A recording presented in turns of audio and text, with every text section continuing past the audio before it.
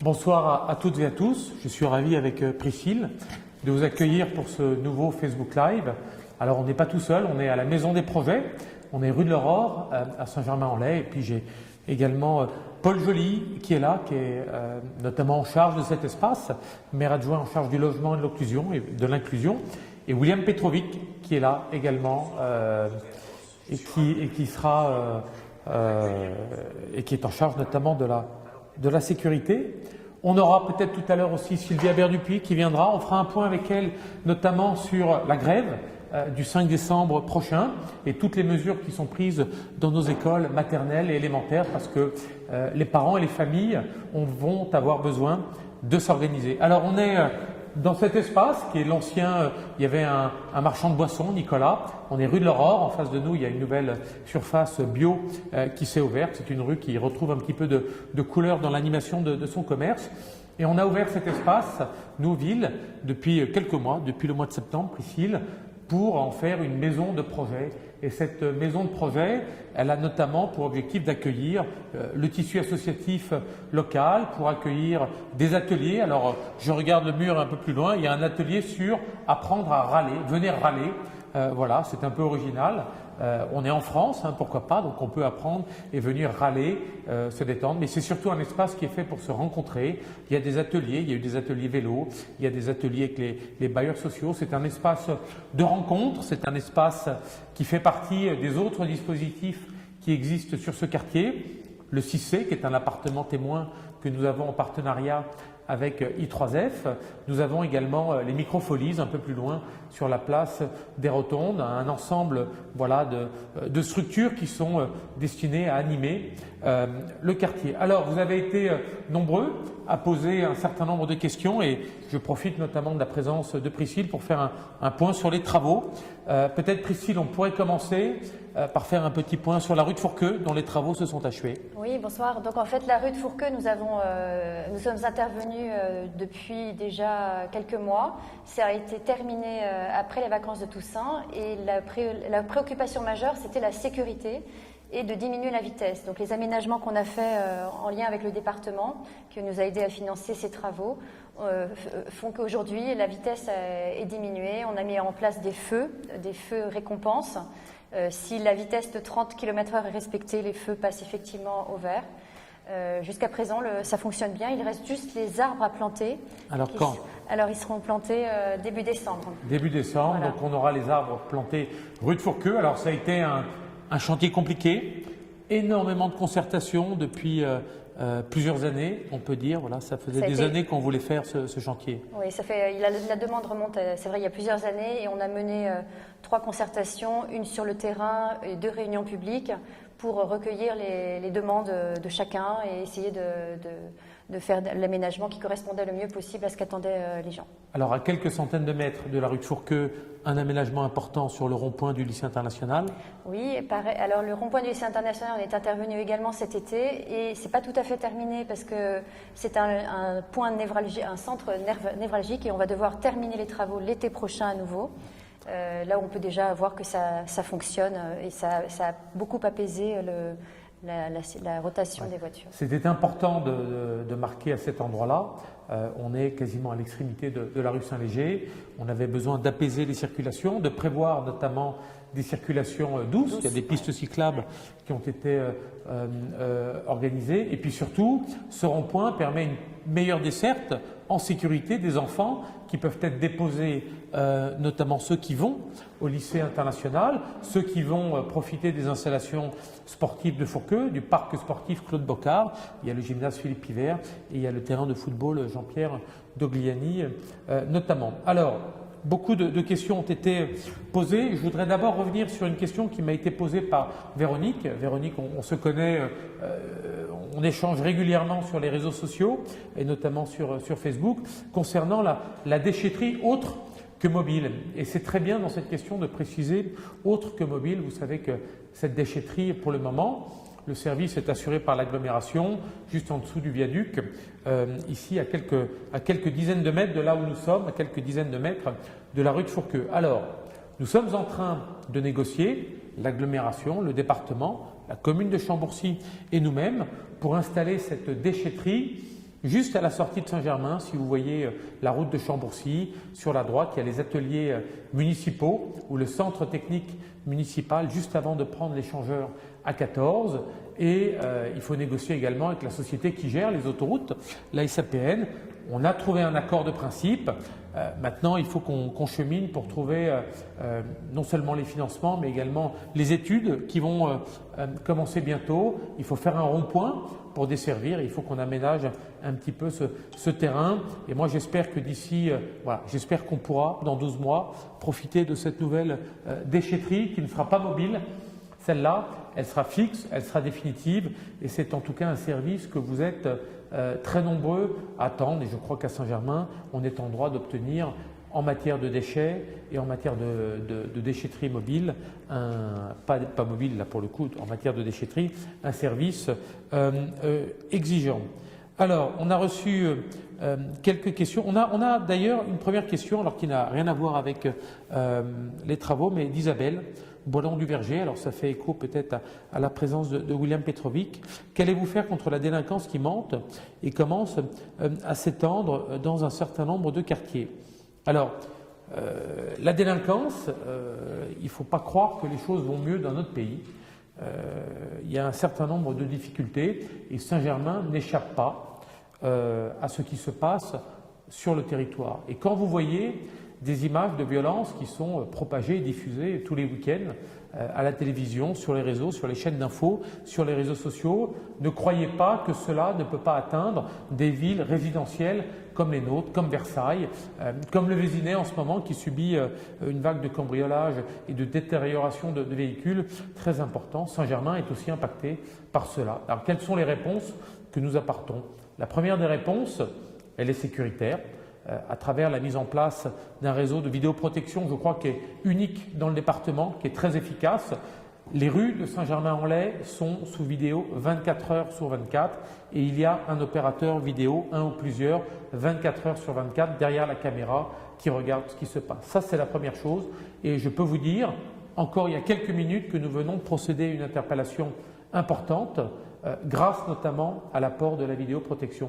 Et puis nous avons une police municipale avec une quarantaine d'agents qui sont dévoués 24 heures sur 24, 7 jours sur 7 et qui font un travail remarquable sur le terrain et qui permettent justement aussi par leur présence de rassurer les gens, d'assurer la sécurité publique et puis de procéder aussi à des interpellations et à des contrôles. Et bien évidemment, nous avons la présence de la police nationale. Donc je ne vais pas vous dire que tout est sous contrôle, mais que nous sommes mobilisés avec tous les élus, avec tous les agents, avec la préfecture et le commissaire divisionnaire qui est en charge de Saint-Germain-en-Laye pour que ces troubles soient le moins impactants possible. En tout cas, ce que je peux vous dire, c'est que les taux d'élucidation progressent et que nous avons des résultats importants sur tout ce qui se passe dans notre ville et que nous avons ici et là peut-être eu des cambriolages, des actes qui sont commis, mais généralement tous ces cambriolages-là peuvent être élucidés assez rapidement. La sécurité, c'est l'affaire de tous, ça nécessite une vigilance de tout le monde et notamment du citoyen. Donc n'hésitez surtout pas, si vous êtes témoin, n'intervenez surtout pas, mais vous appelez la police municipale, vous nous envoyez en MP sur les réseaux sociaux, on les regarde tout le temps et je peux vous dire qu'on est très réactif sur ces questions-là. On a des boucles, notamment WhatsApp ou Telegram sur la sécurité, donc c'est l'affaire de tous et c'est l'affaire de tous à tout instant. Je voulais également… Alors, on a d'autres questions. Alors, Nabila, je pense que le son est réglé. Alors, que comptez-vous faire pour que le commerce beaucoup ferme? Alors, beaucoup ferme, oui et non. Beaucoup ferme parce qu'il y a beaucoup de ce qu'on appelle des baux provisoires. Il y a énormément de boutiques éphémères en ce moment et je trouve que c'est une bonne chose. Le commerce éphémère, Priscille, je pense que ça permet d'avoir une diversité, c'est la saison au moment de Noël et au moment des fêtes. On a un taux de vacances qui augmente un petit peu, comme tous les commerces, mais je peux vous dire que le commerce, c'est également l'affaire de tous. Nous consommons différemment et quand on consomme différemment, il faut que nous, on propose dans nos commerces quelque chose qui soit différents, donc des offres, des magasins qui soient différents et qui sont conformes aux attentes des consommateurs de Saint-Germain, mais aussi de tous ceux qui vont profiter des fêtes pour venir consommer chez nous. C'est très important. Je vous donne un exemple de mobilisation pour le commerce. Nous sommes mobilisés avec l'ensemble de nos élus contre l'extension du carrefour à Montesson. 19 700 m² qui étaient programmés de surface commerciale supplémentaire, non pas sur une seule et même grande surface, mais sur une galerie commerçante qui devait ouvrir. Et donc cette galerie a eu un avis défavorable de la part de la Commission nationale en charge de l'urbanisme commercial. Et donc ce projet, pour le moment, ne se fera pas. Donc le commerce est également communiqué, c'est également vanter les mérites du commerce et faire en sorte que de nouveaux consommateurs vont pouvoir profiter du T13 pour venir sur notre territoire, et c'est faire en sorte également qu'il n'y ait pas des mastodontes aujourd'hui, et notamment des grandes surfaces qui viennent s'installer ou se développer à la périphérie de Saint-Germain. Priscille, je voulais peut-être qu'on revienne sur… on a eu un certain nombre de coupures d'électricité ces derniers temps et quelques difficultés avec Enedis. Oui, alors il est vrai que Enedis, comme les autres concessionnaires, est est chargé de garantir le service au public en termes de fourniture d'énergie. Et lorsqu'il y a des dysfonctionnements comme ceux que certains d'entre vous ont vécu, ils interviennent en urgence sur le terrain pour vérifier les réseaux et les câbles. Il apparaît que certains réseaux sont défaillants, donc ils les réparent, ils interviennent de cette façon-là. Et chaque année, ils viennent nous voir pour concerter avec nous pour tous leurs projets de planification de rénovation de réseau. C'est ainsi qu'on prévoit avec eux les rénovations dans la ville et qui se font toujours en concertation avec nous. Voilà. Bon. Alors, contrairement à ce que les gens peuvent croire, nous, on n'est pas responsables. Exactement. On n'est pas l'EDF. EDF, c'est Enedis maintenant. Donc, quand il y a des coupures, évidemment, il faut savoir que les réseaux en centre-ville à Saint-Germain sont compliqués, parfois un peu vieillissants, mais c'est très compliqué de travailler dans le centre-ville, vous le savez, et donc il y a des coupures. Donc, on a ce dialogue, pas toujours d'ailleurs très simple, avec EDF, pour que les travaux et les réparations puissent intervenir rapidement. Moi, je sais que rue du Pontel, il y a eu un certain nombre de difficultés récemment. On a été en ligne directement avec les habitants et avec les riverains. Donc, bien évidemment, nous, on est désolés, on s'excuse des gênes qui sont occasionnées. Et dès que ça arrive, on intervient tout de suite auprès d'EDF. J'ai du mal à dire Enedis, désolé. Je dis encore EDF, pour que le courant puisse être réparé le plus rapidement possible. Alors, étonnamment, par exemple, il y a quelques jours, il y a eu une panne d'électricité géante qui n'a pas impacté Saint-Germain, mais qui a impacté, je crois, Poissy et énormément de villes de l'ouest francilien. Voilà, donc c'est parfois aussi un peu le fruit du hasard. Au PEC, il y a un certain nombre de difficultés, notamment sur l'électricité. Je reviens sur la question des commerçants, puisque Nathalie nous dit le problème des commerçants, c'est le problème du commerce, à Saint-Germain, c'est le stationnement. C'est un des problèmes, Nathalie. Ce n'est pas le seul problème, c'est un des problèmes. On a un hypercentre qui est contraint, qui n'a pas connu le baron Haussmann, il n'y a pas des grandes avenues dégagées, ouvertes. L'hypercentre de Saint-Germain, c'est 450 places de stationnement, c'est tout. 450 et 100 places de livraison. Et vous savez que dans un environnement comme celui-là, 100 places de livraison, c'est nécessaire parce qu'il suffit d'une camionnette pour que la thrombose gangrène complètement le centre-ville de Saint-Germain. Une camionnette mal garée ou en double fil et le centre-ville est bloqué à Saint-Germain, donc il faut des espaces livraison. 450 places de stationnement en surface, ça correspond à quoi? Ce n'est ni plus ni moins que la capacité du parking de la place du marché. Donc vous voyez bien que ce n'est pas énorme et il faut assurer de la rotation, il faut que les gens puissent tourner. Alors on a mis en place un dispositif il y a quelques mois, une demi-heure de gratuité, je crois que ça marche bien. Ça marche bien, c'est une demi-heure en hypercentre. Donc de gratuité, alors il faut borner évidemment soit avec votre smartphone, soit directement à la borne. Et on a eu les chiffres, là on a 4 mois de chiffres et on voit une courbe assez impressionnante. Donc on voit que cette demi-heure de gratuité, elle commence à bien pénétrer les usages, elle commence à être bien appréciée des consommateurs et elle est là pour ça. Alors pourquoi pas 1 heure, pourquoi pas 2 heures, pourquoi pas 3 heures? Parce que si vous mettez 3 heures sur 450 places, ben, ça ne sert à rien, les gens vont rester 3 heures. Et ce qu'il faut, c'est de la rotation et privilégier ces petites courses du quotidien, notamment. Et puis c'est toujours une demi-heure de gratuité, simplement pour vous donner une indication budgétaire de l'effort qui est fait par la ville. C'est un manque à gagner, le fait de permettre cette demi-heure de gratuité. C'est de l'ordre de 200 à 250 000 euros. Donc c'est un vrai investissement que nous faisons pour le commerce de proximité. Mais vous avez raison, les réponses, elles sont plurielles. Il y a l'animation, il y a la qualité de l'offre, il y a les horaires d'ouverture parce qu'on consomme différemment. On consomme peut-être plus le vendredi aujourd'hui que le samedi. Voilà, nos mœurs en matière de consommation évoluent beaucoup. C'est de faire de la publicité, c'est d'avoir un espace public de meilleure qualité, une voirie plus large.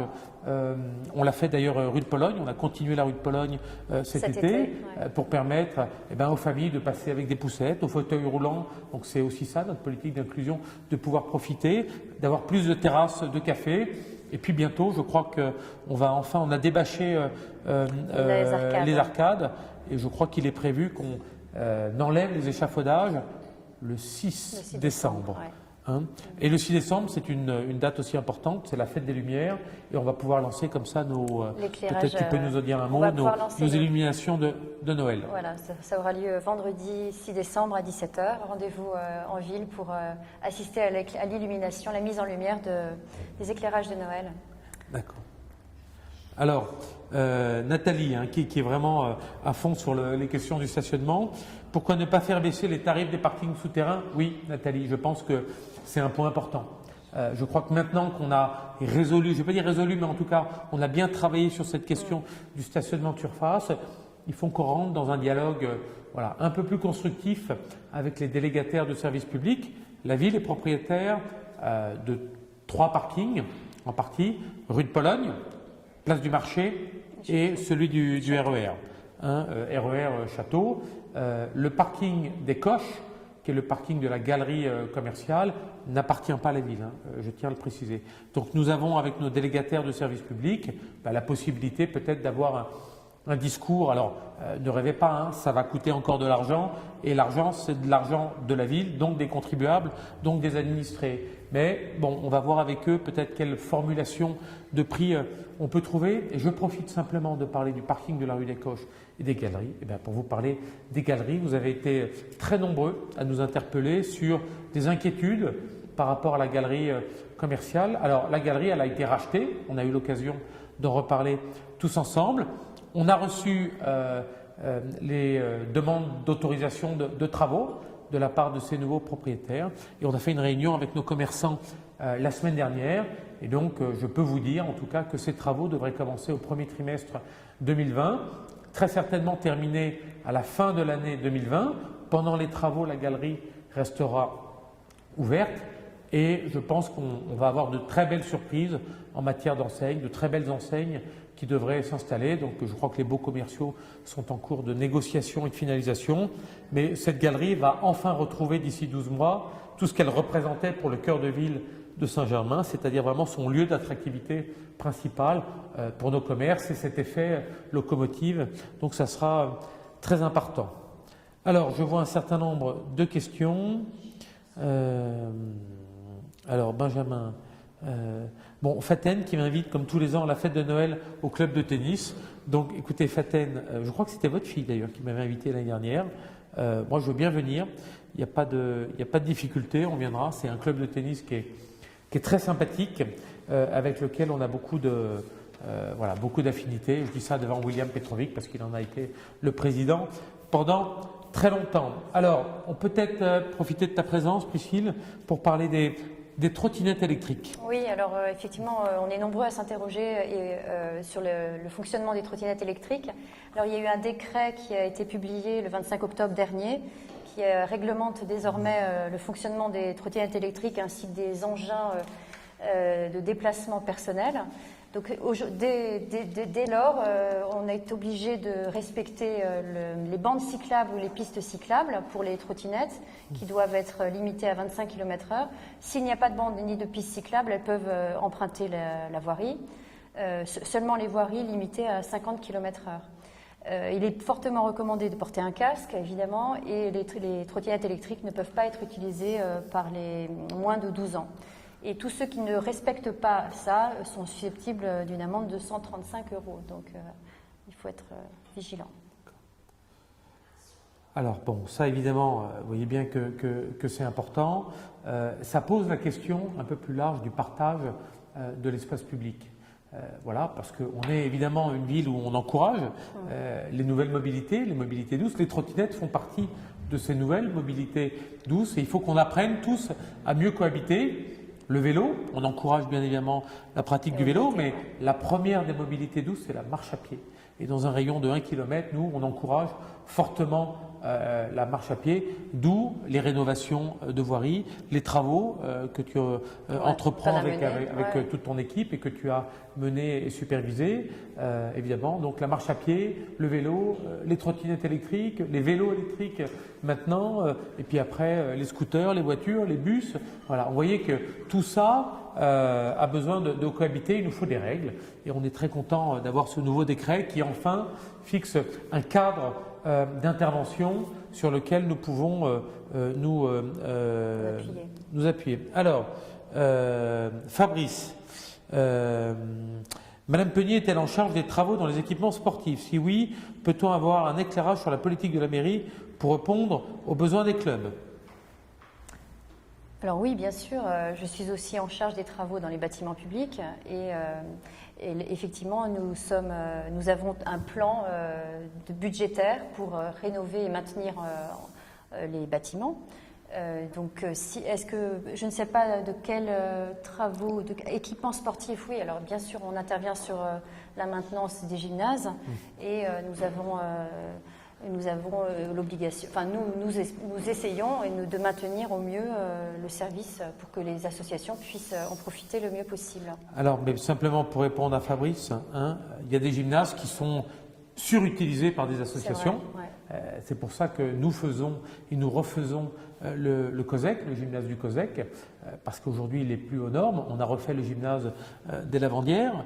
Ce sont des investissements qui sont lourds, supportés par le contribuable saint-germanois, je le répète, mais qui profitent bien au-delà des frontières de Saint-Germain, qui profitent à énormément de personnes. Je dis ça pour celles et ceux qui sont à la tête de clubs sportifs où il n'y a pas que des Saint-Germanois. C'est payé quand même tout ça par le contribuable saint-germanois. On a des gymnases plus compliqués que d'autres. Le gymnase d'Alger, par exemple, est un gymnase, de par sa construction, plus complexe, avec des infiltrations d'eau, qui nécessitent là plus d'investigation et sur lequel on travaille. Il n'y a pas de secret, tous ces équipements travaillent et fonctionnent beaucoup. Donc évidemment, la politique de la ville en matière d'équipements sportifs, je crois que c'est l'une des villes qui a le plus d'équipements sportifs à sa disposition. Et avec la fusion avec Fourqueux, le gymnase Philippe Pivert, que la ville de Saint-Germain vient de récupérer en convention de gestion, le stade de foot d'Ogliani, le tennis club. Il y a 3 tennis clubs sur Saint-Germain. On vient de refaire les terrains couverts, je crois, à Fourqueux. C'est quasiment terminé. Voilà. Donc on investit énormément dans la pratique sportive et dans l'équipement sportif. On vient de dépenser 800 000 € pour refaire le terrain du hockey club de Saint-Germain, un bleu pétard, un bleu flashy, pour être aux normes, notamment pour être label terre de jeu ou centre de préparation aux Jeux Olympiques pour le hockey sur gazon. Vous savez que nous sommes régulièrement ou souvent double champion de France chez les seniors hommes et filles au hockey. Et bien évidemment, la participation au JO, on a un certain nombre de Saint-Germanois qui vont participer au JO. Donc évidemment, alors parfois on est conscient que ça peut causer des difficultés pour des utilisateurs, on le comprend, mais je vous promets qu'on y met beaucoup d'ardeur. Puis il y a des délais, il y a les assurances, enfin, notamment pour le gymnase d'Alger, c'est très complexe ce qui s'y passe avec ces infiltrations. On a plusieurs acteurs qui sont impactés, donc la copropriété, etc. Donc l'assurance sont en jeu. Alors Fabrice Berquet, qui nous dit Alger est insalubre. Non, Alger n'est pas insalubre, Fabrice. Alger subit parce que Alger est en sous-sol avec des étages d'habitation qui sont au-dessus. Alger n'est pas insalubre. Alger a un problème d'infiltration d'eau sur lequel on travaille notamment avec nos services. Alors, une autre question de Valérie. Alors, une question financière, on n'en a pas beaucoup. Bon, ça prouve que ça ne vous… peut-être qu'il n'y a pas trop de questions à avoir parce qu'on a la chance d'être dans une ville qui est bien gérée, honnêtement, et j'ai l'occasion de le dire à quelques semaines du vote du budget qui aura lieu le 19 décembre prochain. Donc Valérie, une question intéressante sur suite à la future suppression totale de la taxe d'habitation, y aura-t-il une augmentation des frais scolaires, cantine, garderie et de la taxe foncière? Alors je peux vous donner une garantie, c'est qu'il n'y a pas d'augmentation des tarifs scolaires pour compenser la suppression de la taxe d'habitation. Déjà parce que cette suppression, elle est censée être compensée à l'euro par le gouvernement, je dis bien supposé. Mais vous savez, la taxe d'habitation a été supprimée pour 80% des foyers fiscaux en France, mais à Saint-Germain, ça ne concerne que…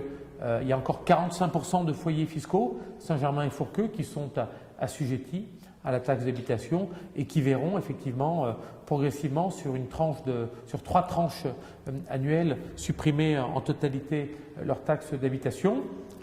La question qui se pose, c'est après la suppression en totalité, est-ce que l'État continuera à compenser ce manque à gagner et notamment soit les dynamiques. Alors là, évidemment, en matière de finances publiques et de budget, on verra ce que ça donnera. L'État nous dit que oui. Moi, je vous donne rendez-vous dans quelques années.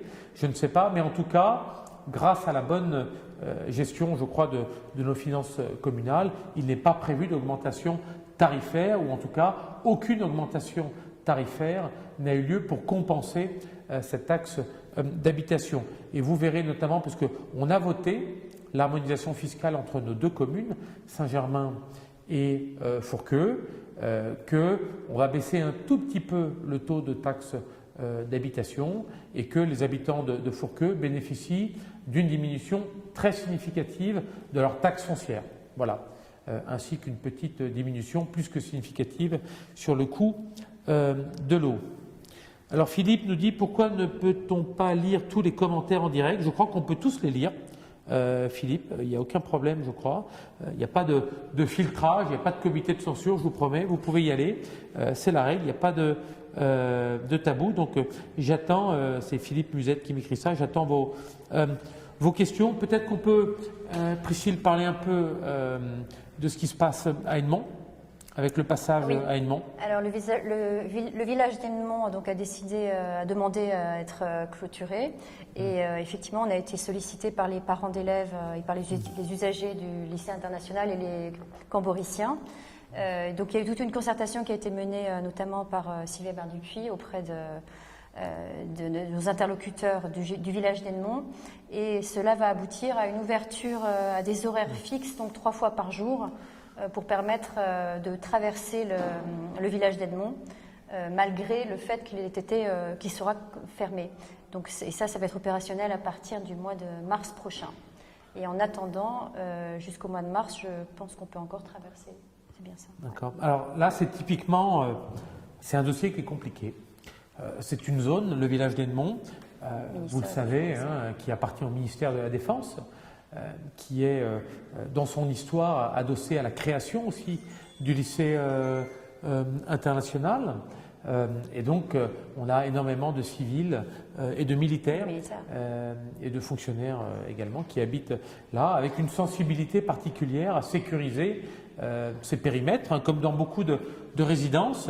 Donc forcément, nous, ville, on n'est pas chez nous, mais c'est également une zone de passage importante pour les promeneurs, pour les randonneurs, pour ceux qui veulent profiter des jardins partagés sur l'espace sensible des plâtrières, ceux qui veulent aller aux serres du lycée agricole, faire des achats, et puis tous les jeunes qui vont à l'école, qu'ils aillent au lycée agricole ou qu'ils aillent au lycée international. Donc bien évidemment, les habitants souhaitent, eux, sécuriser cette zone. Et puis ceux qui y passent, ils veulent passer, continuer à passer. Donc on a discuté, on a cette solution de compromis qui, je pense, est satisfaisante pour tout le monde. Il faut faire ça dans le respect des habitants, mais également des utilisateurs qui sont amenés à passer. Et je pense qu'on a trouvé un compromis qui est acceptable. On fera un petit retour d'expérience sur le sujet d'ici quelques mois. Alors, Nathalie, qui a beaucoup de questions ce soir. Nathalie, j'ai entendu dire qu'une mosquée allait se construire à Saint-Germain, info ou intox. Là, on en vient à parler de la question des cultes, qui est toujours une question sensible, mais j'ai envie de vous dire, pas dans notre ville. On est une ville de la modération, de la tolérance, qu'elle soit religieuse ou qu'elle aborde n'importe quelle autre croyance. Et mon rôle en tant que maire, avec mes élus, c'est de veiller à ce que ces règles-là et ces principes-là soient respectés de tous et par tous. Ce qui implique quoi? Notamment que quand on instruit des demandes d'urbanisme relatives à la construction d'un centre religieux, on y applique les mêmes critères que l'on applique effectivement à toutes les autorisations, les demandes d'urbanisme, avec un regard un peu différent. Ce sont souvent des centres qui doivent accueillir du public. Donc il y a des regards en matière de sécurité et d'accessibilité qui sont un peu différents également sur l'accessibilité handicap pour tous. Il y a toujours eu à Saint-Germain, toutes les grandes religions ont toujours été représentées à Saint-Germain. Elles ont toutes eu depuis des décennies et des décennies, soit des salles de prière, soit des temples, soit des églises, soit des synagogues. Il y a 3 communautés hébraïques à Saint-Germain, dont 2 disposent de lieux de culte. On a un temple. On a un temple évangélique, on a plusieurs paroisses, la paroisse Saint-Germain, la paroisse Saint-Léger, mais également dans un certain nombre d'établissements scolaires, des lieux de culte.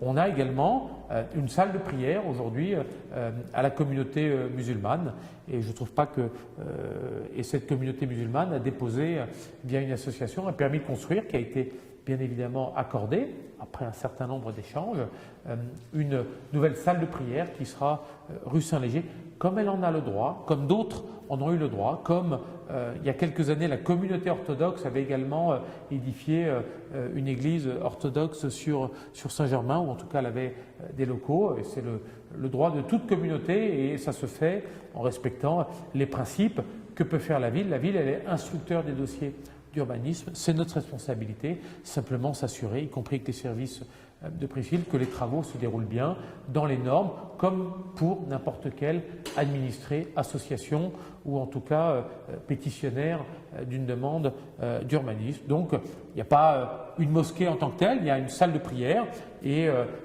cette communauté musulmane, qui est comme toutes les autres, qui est une communauté modeste mais fidèle à Saint-Germain, impliquée et qui vit dans cette ville comme toutes les communautés religieuses. Le fait religieux n'a jamais été un sujet dans notre ville, et en tout cas vous pouvez compter sur nous pour en être les garants. Voilà, je voulais que cette précision soit quand même apportée, parce qu'on entend parfois dire tout et n'importe quoi à ce sujet.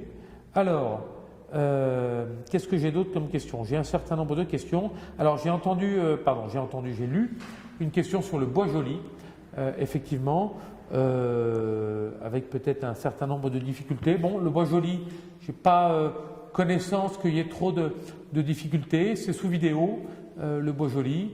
C'est juste un petit peu au-dessus du secteur Caraman. Donc, moi, ce n'est pas un secteur, en tout cas, où j'ai des difficultés. Il faut savoir que, voilà, alors parfois, vous pouvez avoir peut-être des gens qui sont dans la rue, mais moi, j'ai fait avec William Petrovic il y a quelques jours, on a passé une partie de la nuit avec la brigade de nuit de la police municipale. On est allé au Bois Joli, on n'y a rien trouvé. On y a vu quelques jeunes avec qui on a discuté, les jeunes Saint-Germanois, sans aucune difficulté. Encore une fois, si vous êtes témoin, si vous voyez des agissements ou des faits qui vous semblent être de nature peut-être soit à causer un trouble, soit qui ne vous apparaît pas comme étant peut-être normal, vous nous le signalez. Vous n'intervenez surtout pas, vous nous le signalez tout de suite, et je vous promets qu'en quelques minutes, soit la police municipale, soit les policiers de la police nationale interviennent très rapidement. Alors, la question du Bois Joli, c'est aussi sur plus de lumière. j'entends le sujet. On va regarder avec nos équipes, Priscille, avec les équipes, peut-être si tu peux regarder l'intensité, je pense, lumineuse sur le quartier. Alors Véronique, elle nous dit, Bois Joli souvent, des gens qui picolent. Bon, écoutez, on va regarder ça aussi, Véronique, s'il y a des gens qui picolent au Bois Joli, qui picolent, hein, qui boivent. J'espère qu'ils ne sont pas en état d'ivresse publique, hein, parce que là, pour le coup, on est dans une situation contraventionnelle, hein, mais on va regarder un petit peu tout ça. On a parlé tout à l'heure travaux, Priscille. Est-ce que tu peux peut-être nous donner quelques éléments sur les avancées du tram ? Alors les avancées du tram, donc là les voies, vous avez pu le constater, les travaux de voies sont en cours. On a des traversées de chaussée au niveau de la RD 284 et de la RN 184 qui sont terminées et qui seront terminées en avril et en octobre 2020, donc encore une année. L'avenue Kennedy, elle sera en configuration quasi définitive en septembre 2020. Et en ce moment, vous avez pu aussi voir tout le couloir, la construction du couloir d'accès au RER, c'est très spectaculaire. Et les grilles du château Place de Taille et côté justement piscine sont depuis quelque temps déjà fermées, inaccessibles. Et ce couloir d'accès sera achevé à l'été 2021. Voilà. Donc, bon, évidemment, le quai 13. Je ne peux pas dire qu'on en a marre des travaux, mais on a tous un petit peu marre des travaux, c'est long. C'est très long. Hein, on est les premiers à s'impatienter, évidemment. Donc, ce qu'on nous a dit, nous, parce que je rappelle, ce ne sont pas des travaux qu'ils ont faits par la ville, on les subit, comme vous, les travaux, mais on les attend aussi. Alors, ces travaux devraient, donc, comme tu l'as dit, se terminer d'ici septembre-octobre 2020. Et après, une phase 10 mois, 12 mois de test. Il faut tester la ligne, il faut que les conducteurs se forment aux spécificités de cette ligne qui va de Saint-Cyr-l'École, c'est le RER C, je ne veux pas dire de bêtises, jusqu'à Saint-Germain RER A. Plusieurs particularités. C'est une ligne qui va relier le parc du château de Saint-Germain au parc du château de Versailles, parce qu'il y a une station qui est l'allée de Villepreux, qui est l'entrée basse, l'entrée sud du parc du château de Versailles. Donc ça nous permettra aussi d'aller là-bas. Donc c'est très bien. C'est une ligne qui est très attendue. Et moi, peut-être ne rendez pas compte tout de suite, mais on a fait un comité de ligne avec tous les maires, le maire de Versailles, le maire de Saint-Cyr, de Bailly, de Noisy, de l'Étang-la-Ville, de Mareil, de Saint-Nom-la-Bretèche, de Fourqueux, Daniel Level et puis moi-même. Et tous les maires nous ont dit que c'était une chance incroyable pour notre ville que d'avoir un tram qui allait desservir directement le cœur de ville et le centre-ville.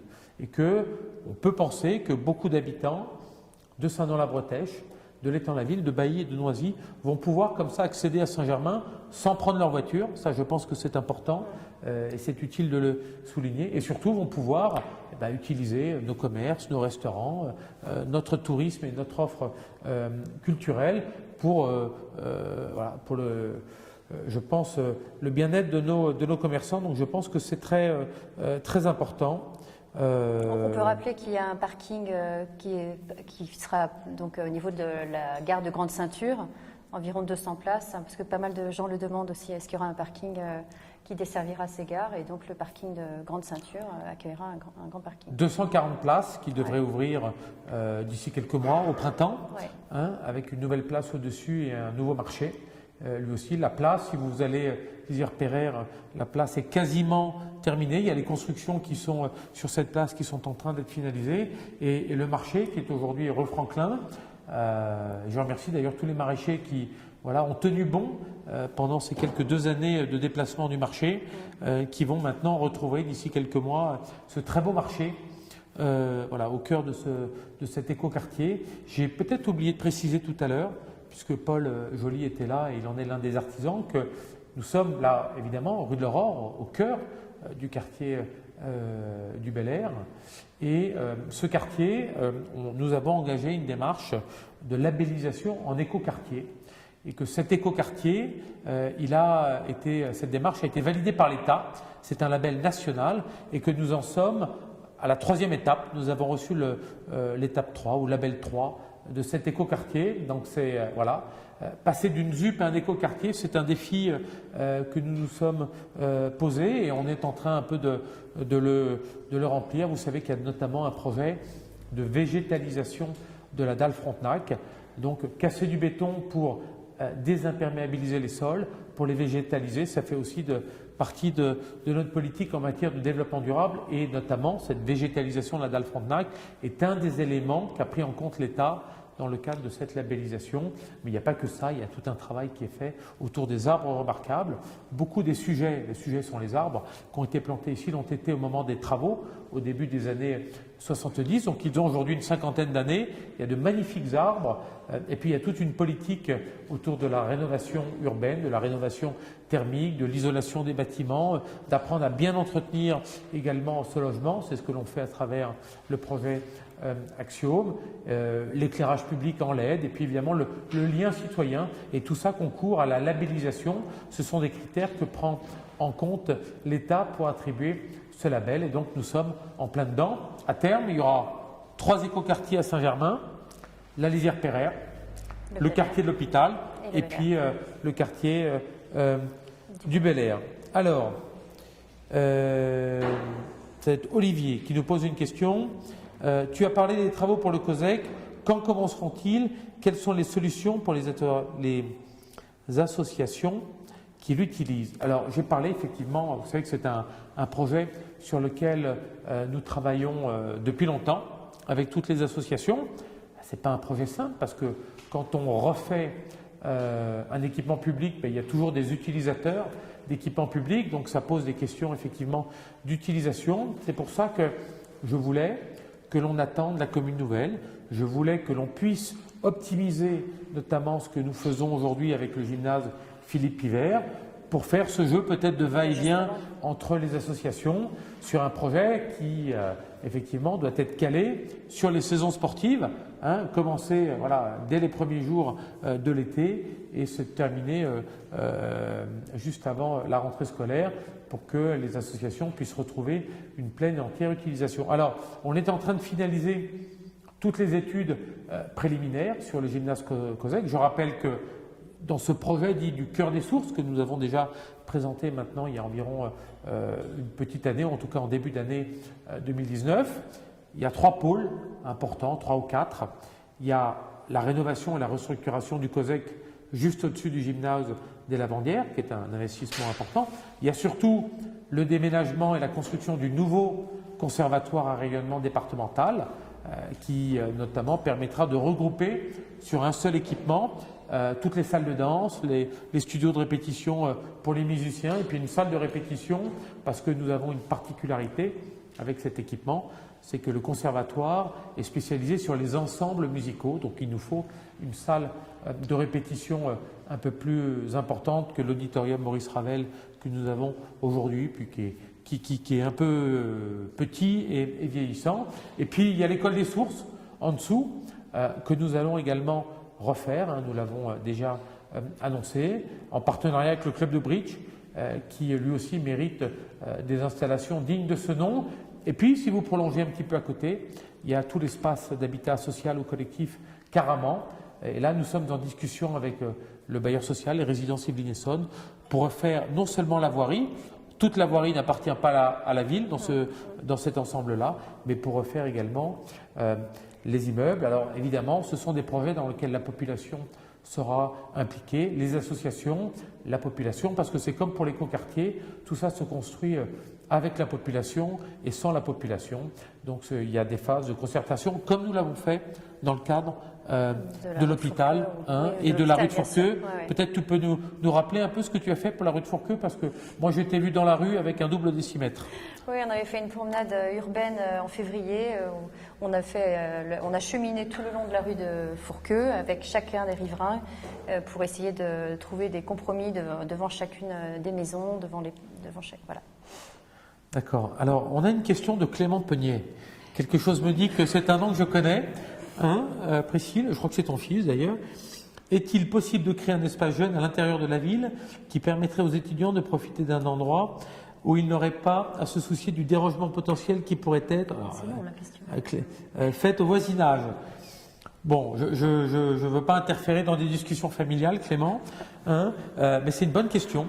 Alors, un espace jeune, on est en train de créer un club ado, on a 2 structures associatives la soucoupe et la Gasec, mais il nous manquait ce club ado sur lequel nous sommes en train de travailler avec les acteurs et les centres sociaux. Donc c'est important. Alors Clément, je te connais un petit peu, je pense que tu rentres pas tout à fait, tu rentres plus dans la définition de l'ado, à mon avis. Alors après, qu'est-ce qu'on fait quand on est majeur ou quand on est bachelier? Bon, Saint-Germain offre de nombreuses particularités.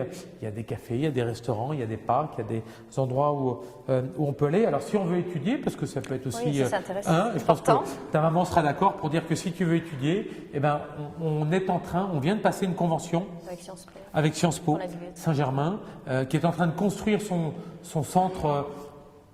J'ai oublié le nom d'ailleurs, son Learning Center.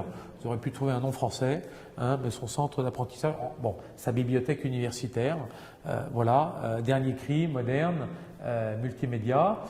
Les travaux ont commencé et l'accord que nous avons avec Sciences Po, c'est que tous les jeunes Saint-Germanois, notamment en priorité les adhérents aux bibliothèques municipales, Georges Sand et la bibliothèque multimédia du centre-ville, auront accès 7 jours sur 7 jusqu'à 22 heures à cet équipement pour aller réviser, pour aller travailler. Alors je ne sais pas si ta question faisait particulièrement référence au lieu de travail, je te laisse voir cela avec ta maman ce soir, mais pour te dire que voilà, il y aura un espace dédié 7 jours sur 7, parce que vous le savez, la bibliothèque multimédia elle est fermée le dimanche. Alors, une autre question sur peut-être le T13 et les bus de Jean-Michel. Après le T13, y aurait-il moins de bus après? Alors, c'est vrai que l'arrivée du T13 va engendrer de grands bouleversements et certainement une refonte des circulations et des plans de bus. D'ailleurs, l'agglomération a déjà commencé à travailler sur les réseaux de bus. Donc, bien entendu, le tram 13 va libérer des voies de bus qui n'auront plus besoin d'aller du Bel Air en centre-ville, puisque les gares permettront de joindre en peu de temps directement la gare du RER. Alors, je ne dis pas que c'est un pari ou que c'est un défi, mais il y a plusieurs. Dans certaines villes, les arrivées des trams ont eu pour conséquence moins de bus, en tout cas.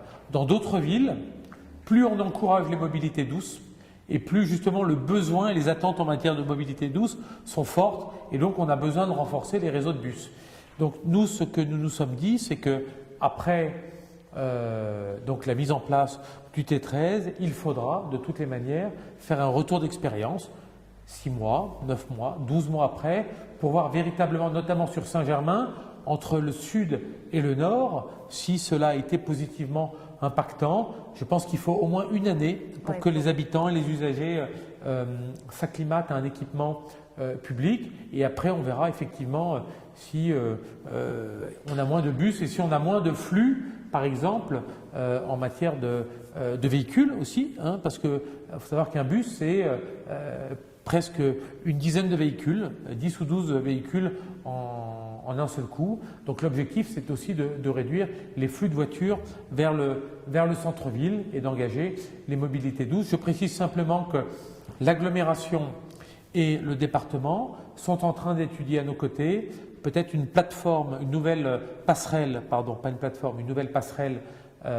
cycliste au niveau de la place Sainte-Catherine, à quelques centaines de mètres d'ici, jusqu'au parc de la Maison Verte, soit à travers un encorbellement, alors c'est un terme un peu barbare, c'est simplement un élargissement du pont de la sous-préfecture pour avoir 2 pistes cyclables qui pourraient se clipser comme ça, comme ils le font actuellement sur le pont de Houille, soit à travers une nouvelle passerelle qui passerait à l'extrémité de la rue Sainte-Catherine pour arriver sur Maison Verte et retrouver après notamment le boulevard de la Paix. On a réfléchi un moment à la possibilité de mettre en place une piste cyclable sur la rue de Fourqueux, mais l'inclinaison est trop forte et trop grande. Et le problème de cette rue de Fourqueux, c'est qu'elle est départementale, donc déjà elle ne nous appartient pas. Qu'il y a des bus, il y a aussi parfois des camions malheureusement qui passent. Il faut du stationnement, il faut que les largeurs de trottoir soient là. Donc c'est toujours compliqué évidemment de gérer ça. Je sais qu'il y a une question sur les travaux de la dalle Frontenac, le début avant l'été 2020. Voilà, c'est prévu avant l'été 2020. Les paysagistes de la ville commencent à travailler sur des esquisses. Voilà, c'est important. Qu'est-ce qu'on y fait? Est-ce qu'on y met des jeux pour enfants ou pas? Sachant que les jeux pour enfants, ils sont juste un petit peu plus haut sur la place des Rotondes. Je pense que moi, cette dalle, elle doit être avant tout un havre de paix, de tranquillité. Voilà, et puis on a fait de la concertation. On a déjà fait de la concertation avec quelques riverains. Il y aura d'autres séances de concertation et d'échange au sujet de la dalle Frontenac pour quel choix nous allons faire sur cet aménagement paysager. D'accord. Donc ça, c'est évidemment important. Une autre question de David. Serait-il envisageable d'interdire le stationnement sur certaines grandes rues? Cela permettrait d'aérer l'espace public, de laisser la place au transport alternatif et de revégétaliser. Alors, ça fait partie des sujets aujourd'hui, des préoccupations des habitants, notamment en matière de développement durable. La particularité de Saint-Germain, encore une fois, c'est son histoire, c'est son périmètre historique. Il y a 4 secteurs sauvegardés en Île-de-France, le Marais, à Paris, le 7e arrondissement, Versailles et Saint-Germain. Et ça veut donc dire qu'on est notamment dans le bâti ancien du centre-ville, sur un bâti qui est extrêmement contraint, avec des caves voûtées, parfois un 2e ou un 3e niveau de cave. On l'a vu avec la rue Opin au mois de février, ce qui s'est passé. Voilà, parfois des risques de fragilité. Donc évidemment, on ne peut pas creuser, on ne peut pas mettre 80 cm ou 1 mètre de pleine terre dans le centre-ville partout. Il y a des réseaux d'assainissement, il y a des réseaux d'électricité, on en a parlé tout à l'heure. Donc on est obligé de le faire de manière chirurgicale. Et encore une fois, la difficulté de notre ville, il n'y a pas de grand boulevard qui soit comme ça, surtout en centre-ville. Le boulevard de la Paix est quasiment interdit, là, juste à quelques dizaines de mètres d'ici, un des plus grands boulevards peut-être de Saint-Germain. Il est quasiment interdit au stationnement sur toute sa longueur. La rue Saint-Léger, qui est peut-être l'une des rues les plus longues, avec son prolongement, la rue Schnapper, toute cette artère qui vraiment est au creux et au cœur de notre ville. Il y a très très peu de stationnement et on essaye, dès qu'on peut, de végétaliser à tous les endroits, comme tu vas le faire rue de Fourqueux. Voilà. Alors Nicolas nous demande, est-ce que Saint-Germain va encore accueillir le Paris-Nice? J'avais adoré cette course vélo. Nous aussi, on a passé un bon moment, Nicolas, c'était très sympa, le Paris-Nice, mais bon, derrière le Paris-Nice, il y avait une petite idée quand même qu'on avait derrière la tête. On voulait se tester, on voulait montrer au département et 2 à ESSO, qui est la société qui organise ces courses cyclistes, mais qui organise aussi le Tour de France. Voilà, qu'on pouvait être, nous aussi, à la hauteur de leurs attentes en matière d'organisation. Il y a eu des milliers de Saint-Germanois dans les rues, Saint-Germanois et autres. Et d'ailleurs, les organisateurs du Tour de France qui étaient là nous ont dit « mais c'est comme le Tour de France en matière de ferveur ». Donc merci à tous ceux qui ont soutenu, qui ont participé à cet événement. Le vrai projet maintenant, c'est d'accueillir le Tour de France.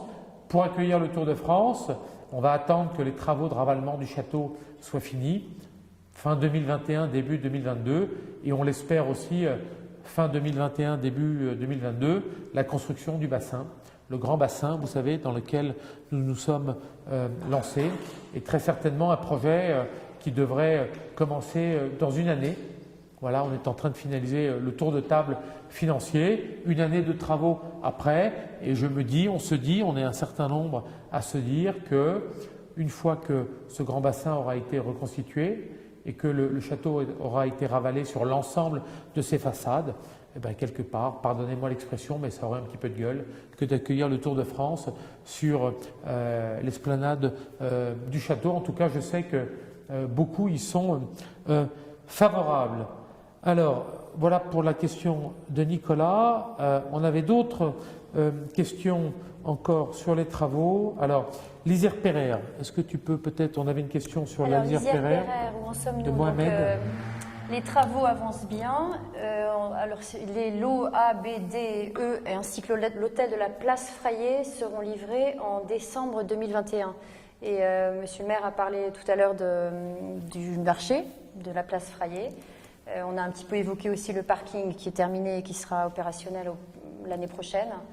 Voilà, donc ça avance. On peut dire que ça avance bien. D'accord. Une question de Fadila sur la bibliothèque George Sand. Est-il possible d'envisager d'agrandir la bibliothèque George Sand et avoir plus de livres car c'est assez vide? La ville privilégie la culture, pourquoi très peu de livres? Alors, je suis un petit peu surpris de ce commentaire parce que la bibliothèque George Sand, elle marche très bien. Alors, si peut-être il y a des problèmes d'approvisionnement de livres, on va regarder ça avec la direction de la bibliothèque parce qu'il faut savoir qu'on a une navette qui fait tous les jours le lien entre la bibliothèque George Sand et la bibliothèque multimédia et que quand vous commandez un livre à la bibliothèque George Sand, même s'il n'est pas là, c'est celui de la bibliothèque multimédia, ben vous l'avez. C'est le même réservoir, c'est le même catalogue, hein, donc vous pouvez y avoir accès. Livres pour enfants aussi, lecture de contes aussi. Donc on va regarder ça, Fadila. Et vous avez raison, on privilégie la lecture.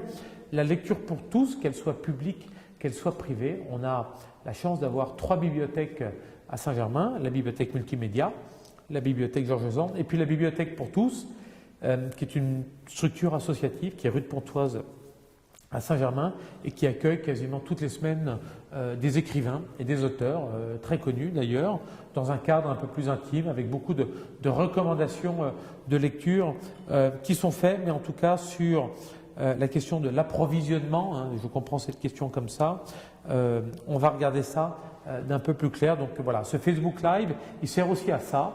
Hein. On peut parler des grands projets, on peut parler des travaux, mais on parle du quotidien et de votre quotidien. Et on est là en tout cas pour y répondre. Alors vous êtes nombreux à nous interpeller, parfois sur les réseaux sociaux. Donc on le fait dès qu'on peut et dès qu'on en a connaissance. Alors, Alain Bourges, pensez-vous installer des feux à côté de l'église? Le passage est difficile pour les bus, les personnes doivent descendre avant le terminus et les personnes frustrées traversent sans faire attention. J'essaye de lire. Entre les véhicules bloqués. Problème que l'on a depuis des décennies, cher Alain, toujours très compliqué. Alors, on a essayé différentes choses, on a mis des agents, très honnêtement, c'était pire. C'était pire parce que c'est souvent comme ça, c'est pas de la faute des agents, mais ce sont des rythmes et des séquences qui font que généralement, quand on met personne, ça marche mieux que quand on met quelqu'un. C'est souvent comme ça. Est-ce qu'on peut réguler avec des feux? On se pose la question, pas des feux tricolores. Il y a dans certaines autres villes ou en Angleterre notamment des feux de passage piétons. Encore faut-il que les piétons respectent. Et le vrai problème que l'on a sur la place du marché, c'est le respect par les piétons des priorités. Donc il faut toujours tenter un certain nombre de choses. Ça fait partie des choses que l'on peut essayer d'améliorer. Mais c'est une place qui est de toutes les manières complexe. Et quels que soient les dispositifs qui seront mis en place, on n'arrivera jamais à réguler complètement. Rappelez-vous, au XVIIIe siècle, il y avait déjà des embouteillages de calèches à Saint-Germain, c'est narré dans les livres d'histoire, je n'invente rien, parce que notre topographie, parce que notre géographie et parce que l'insertion du bâti dans le centre ancien est fait de telle manière qu'on est contraint avec des petites ruelles, des passages et le RER qui est au cœur quelque part de ce centre. Donc ça rend évidemment tout ça très compliqué. C'est pour ça qu'on mise beaucoup sur les mobilités douces. On mise beaucoup, je crois que Monsieur Bourges, vous habitez Fourqueux. Peut-être que de prendre le T13 ici à la gare de Fourqueux, ça sera peut-être pour vous moins d'inconvénients en tout cas pour rejoindre le RER et vous n'aurez pas à sortir du bus juste un petit peu avant pour marcher quelques dizaines de mètres. Mais ce n'est pas un cas qui est isolé. Nathalie me dit la bibliothèque de Fourqueux. Mais oui, j'ai oublié, excusez-moi, j'ai oublié bien évidemment la bibliothèque de Fourqueux qui progressivement sera intégrée dans tout ce réseau, mais on y va étape par étape. Alors, des nouvelles des travaux de la gare du RER, et puis j'aurai encore peut-être une ou deux questions avant de vous quitter. Alors, la gare du RER, nous avons été saisis par la RATP d'un projet très important de refonte totale de la gare, mais il faut savoir que cette gare, elle va s'agrandir avec le T13, et on travaille notamment sur une mise en valeur patrimoniale, historique, culturelle de Saint-Germain dans cette gare. Évidemment, cette gare aujourd'hui, vous la voyez, elle est pas très avenante. J'en profite pour vous dire qu'aujourd'hui, Île-de-France Mobilité a révélé une carte, des cartes franciliennes, une carte en Île-de-France des gares les plus anxiogènes, avec quelques surprises. À Paris, par exemple, Châtelet-Les Halles, Versailles-Chantier, Poissy, Mantes, La Jolie, et que bien évidemment notre gare n'en fait pas partie. Voilà, c'est une gare qui est sécurisée, sécurisante. Nous y veillons. Elle est évidemment sous surveillance vidéo. Et puis la RATP devrait, concomitamment à l'ouverture du tram, faire des travaux très importants de réhabilitation de cette gare pour qu'elle soit plus agréable, en tout cas dans son utilisation. Je ne sais pas s'il y aura des commerces dans cette gare. Il y a quelques commerces aujourd'hui de service et qui rendent d'ailleurs service. Il y a un fleuriste, il y a une petite supérette. Voilà, je pense que ces commerces de proximité, en tout cas, resteront. Alors, peut-être la dernière question, Marilyn, qui nous a posé une question, ou plutôt une interpellation sur une priorité à droite très dangereuse, président Roosevelt, rue Campan. On le sait, effectivement. On a déjà essayé de travailler sur les marquages au sol, sur la prévention, mais peut-être qu'on peut faire mieux et peut-être qu'on peut regarder, Priscille, cette question de la signalétique. Voilà. Merci en tout cas à toutes et à tous de nous avoir suivis sur ce Facebook Live au cœur de la maison des projets. Alors pour ceux qui ont envie de râler, je dis que voilà, il y a des ateliers, venez râler ici à la maison des projets. Je dis ça sous le sourire abusé de Paul Joly, mais ça permet aussi de libérer la parole. Toutes celles et ceux qui nous posent des questions, on va y répondre. Ne vous inquiétez pas, vous pouvez continuer en tout cas à alimenter ce feed par vos questions, vos interpellations. Puis si vous avez envie de râler, ça sert aussi à ça, donc n'hésitez pas. Voilà. En tout cas, bonne soirée à toutes et à tous. Peut-être que nous allons rencontrer un certain nombre d'entre vous dans les jours prochains. Ceux que nous n'allons pas rencontrer, je vous souhaite d'ores et déjà de très belles fêtes de fin d'année. C'est un petit peu tôt. Fin novembre, et puis vous dire que le marché de Noël, il ouvre dès le vendredi 6 décembre, inauguration le 7 et les illuminations de la ville le 6, c'est la fête des Lumières le 6, et c'est comme toujours la tradition à Saint-Germain ce week-end-là où nous allons illuminer tous les quartiers de la ville. Une très belle et bonne soirée à vous tous. Bonsoir. Bonsoir Priscille. Bonsoir à tous.